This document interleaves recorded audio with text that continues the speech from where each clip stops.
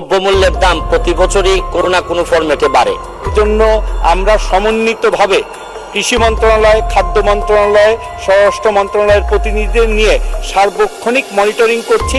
অনেকগুলো মনিটরিং আছে যেটা আপনার বাণিজ্য মন্ত্রণালয় এই বিষয়ে যদি অন্যান্য মন্ত্রণালয়ের সহযোগিতা না নেন। মাননীয় সদস্য জনাব সৈয়দ সাইদুল হক হবিগঞ্জ ৪ একটি সম্পূরক প্রশ্ন করুন।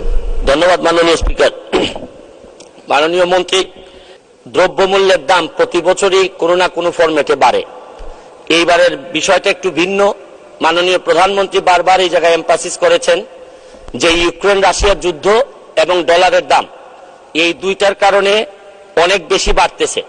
এখন আপনার যে উত্তরের মধ্যে যে জিনিসগুলো দেখলাম মাননীয় মন্ত্রী, আপনি বাজার মনিটরিং এর কথা বলছেন, কিন্তু এখানে রাস্তা মনিটরিং, সিন্ডিকেট মনিটরিং, অনেকগুলো মনিটরিং আছে যেটা আপনার বাণিজ্য মন্ত্রণালয় এই বিষয়ে যদি অন্যান্য মন্ত্রণালয়ের সহযোগিতা না নেন, ধরেন স্বরাষ্ট্র মন্ত্রণালয়ের সহযোগিতা যদি না নেন, অর্থ মন্ত্রণালয়ের সহযোগিতা যদি না নেন, এই ব্যাপারে আপনি একা কতটুকু পারবেন, অথবা আপনার এই ইন্টার ডিপার্টমেন্টাল কোনো আপনাদের কোনো জয়েন্ট টাস্ক ফোর্স আছে কিনা, যারা আপনারা যদি এক ডিপার্টমেন্টে না পারেন অন্য ডিপার্টমেন্টের সহযোগিতা নিয়ে এটা নির্ধারণ করবেন, এবং এই ব্যাপারে মাননীয় প্রধানমন্ত্রীর কোনো হস্তক্ষেপ আপনারা চাইবেন কিনা। কারণ আমাদের শেষ ভরসা স্থল তো সবসময় মাননীয় প্রধানমন্ত্রী আমাদেরকে ক্রাইসিস থেকে বাঁচাই আনছেন।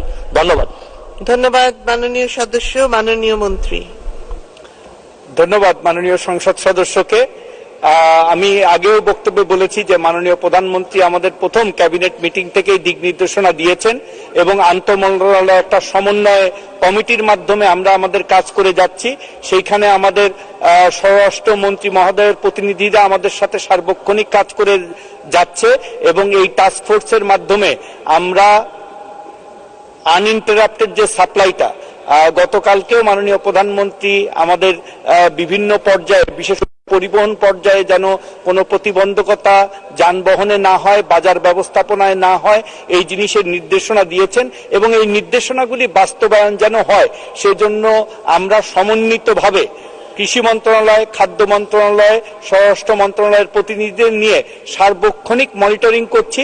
আমরা আশা করতেছি যে আগামী রমজানে আমরা নিরবিচ্ছিন্নভাবে খাদ্যের সরবরাহ ভোক্তা পর্যায়ে নিশ্চিত করতে পারবো এবং কোনো রকম মজুতদারি বা কোনো রকম কারসারি করার চেষ্টা করলে তাদের বিরুদ্ধে আমরা যথাযথ ব্যবস্থা আমরা গ্রহণ করব।